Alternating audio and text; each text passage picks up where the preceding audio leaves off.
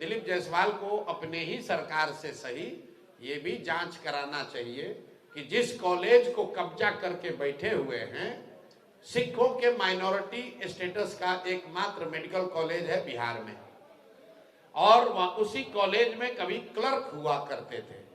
उस कॉलेज में जो उसको बनाने वाले थे सरदार करतार सिंह जी, उनकी संदिग्ध अवस्था में मृत्यु हुई है और ये साहब आज उस कॉलेज को कब्जा करके बैठे हैं।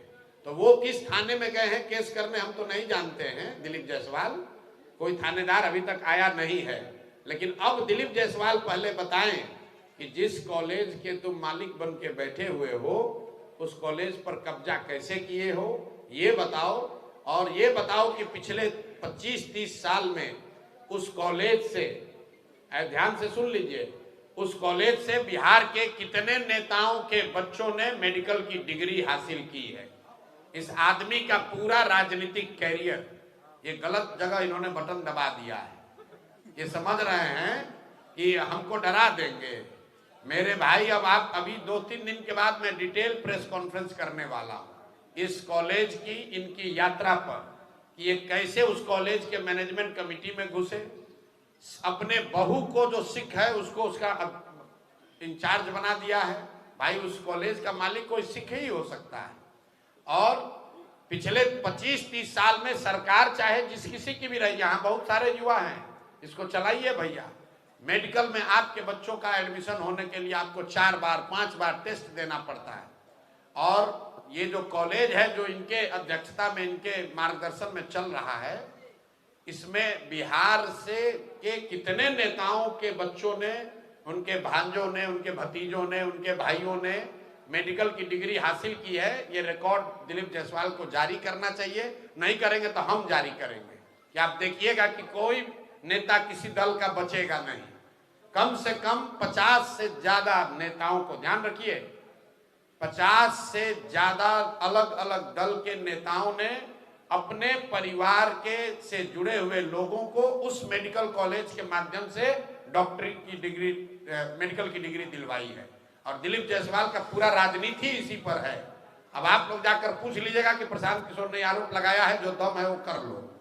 और इससे पहले एक और नेता थे, सर्वदलीय नेता, जिनका नया नाम रखे हैं, इसका नाम है सर्वदलीय नेता।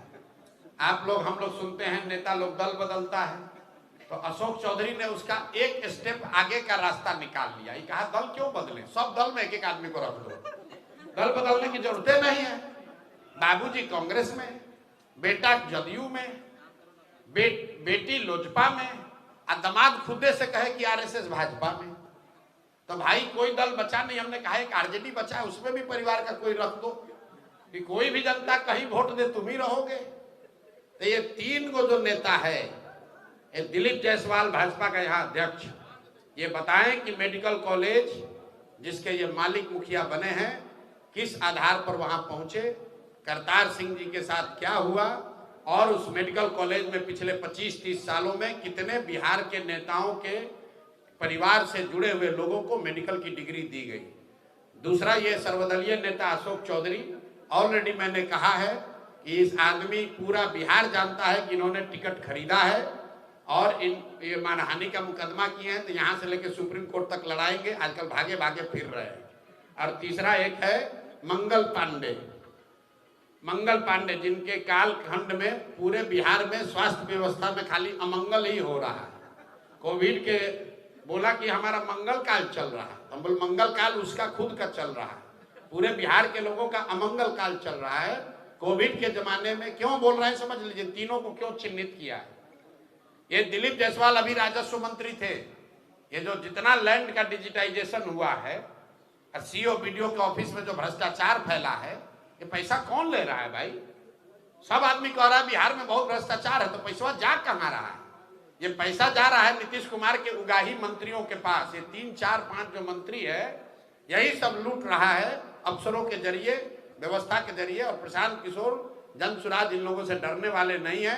केस करना है केस करो, आके मैदान में चुनाव लड़ना है चुनाव लड़ो, कोई डरने की बात नहीं है। इनके मुखिया पर, नीतीश कुमार को के बारे में मैंने कहा है कि भाई ये आदमी मानसिक तौर पर अस्वस्थ हो गए हैं। इससे बड़ा तो कोई मानहानि नहीं होगा। हम कह रहे हैं कि मानसिक तौर पर आप स्वस्थ नहीं है, भैया आपको तो पहले जाकर हम पर मानहानि करना चाहिए, केस करना चाहिए कि प्रशांत किशोर गलत बोल रहे हैं, नीतीश कुमार मानसिक तौर पर स्वस्थ है, प्रशांत किशोर गलत इल्जाम लगा रहे हैं।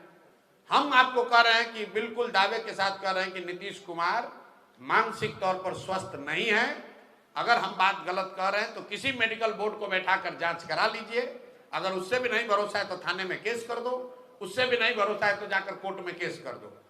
हम डरने वाले नहीं हैं। सही बात, सत्य को कोई डरने की जरूरत नहीं है। इनका पोल खुलने ही वाला है और जनता रोज देख रही है। इन लोगों का आखिरी समय आ गया है राजनीतिक तौर पर, अब इनका किनारा करने का टाइम हो गया।